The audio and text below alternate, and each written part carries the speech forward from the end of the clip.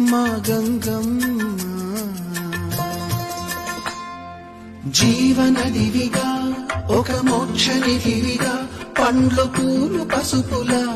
పారాణి రాణిగా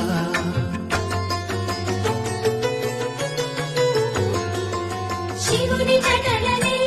తన నాట్య చతులుగా జలకమాడు సతులకు సౌభాగ్యదాత్రిగా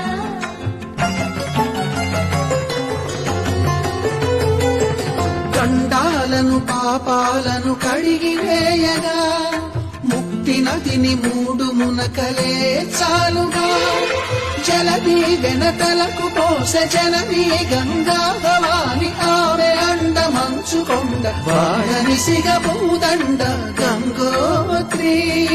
గంగోత్రి